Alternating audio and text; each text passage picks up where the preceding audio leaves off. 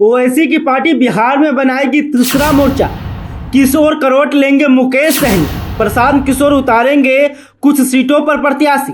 बिहार के मौजूदा राजनीतिक समीकरणों पर हम नज़र डालें तो मालूम चलता है कि वैसे तो 2024 में एनडीए और इंडिया के बीच ही मुख्य मुकाबला होने के आसार है, मगर आज हम आपको बताने जा रहे हैं कुछ ऐसे दिग्गज नेताओं के बारे में जिन्होंने इन दोनों ही गठबंधनों की चिंता बढ़ा दी है और खेल बिगाड़ने की तैयारी में जुटे हैं।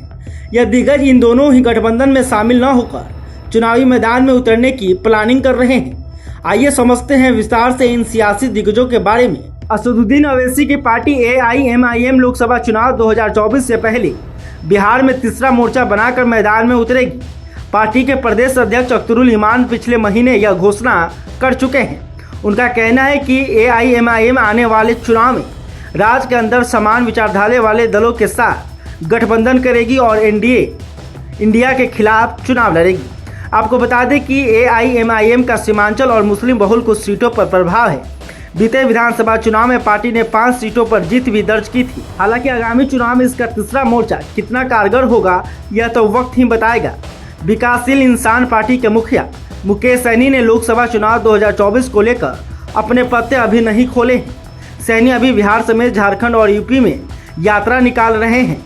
यात्रा खत्म होने के बाद इस साल नवंबर में वे ऐलान करेंगे कि किस गठबंधन में रहकर अगला चुनाव लड़ा जाएगा। मुकेश सहनी निषाद आरक्षण की पुरजोर मांग कर रहे हैं। उनका कहना है कि जो भी गठबंधन निषादों को आरक्षण दिलाने का वादा करेगा वो उसके साथ ही चुनाव लड़ेंगे। पहले उनके बीजेपी के साथ जाने की अटकलें लगाई जा रही थी, मगर आने वाले समय में उनका ऊँट किस करोड़ बैठता है फिलहाल कुछ कहा नहीं जा सकता।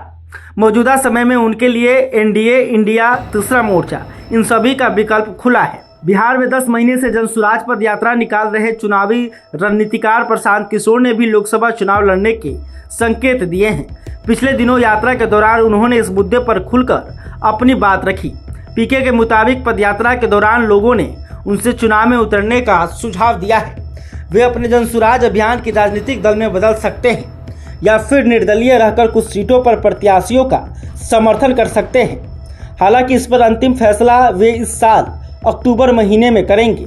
अगर प्रशांत किशोर बिहार की कुछ सीटों पर प्रत्याशी उतारते हैं तो एनडीए और महागठबंधन दोनों के लिए मुश्किल खड़ी हो सकती है, क्योंकि पीके पदयात्रा के दौरान नीतीश सरकार और केंद्र की मोदी सरकार दोनों के खिलाफ माहौल बना रहे हैं।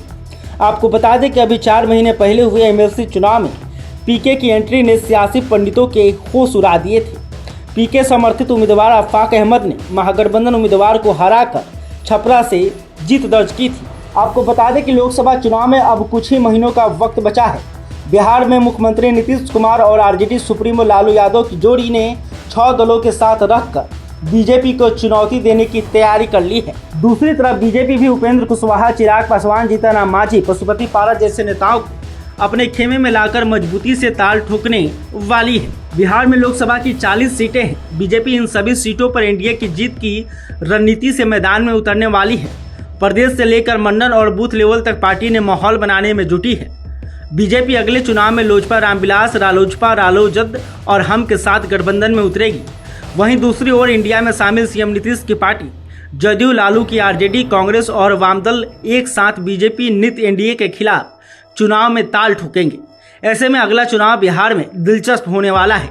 एनडीए और इंडिया के अलावा भी राज्य में कुछ दल और नेता हैं जिन्होंने इन दोनों गठबंधनों का समीकरण बिगाड़ने की प्लानिंग कर ली है। बहरहाल ओवैसी, मुकेश सहनी और प्रशांत किशोर जैसे दिग्गज बिहार की सियासत में कितना बड़ा प्रभाव रखते हैं और एनडीए या इंडिया गठबंधन के समीकरण के लिए कितनी बड़ी मुसीबत बनते हैं, यह देखना दिलचस्प होगा। खैर, अभी तक आपने हमारे चैनल को सब्सक्राइब नहीं किया, तुरंत कर लें। इस खबर को लेकर आप क्या सोचते हैं कमेंट करके बता सकते हैं।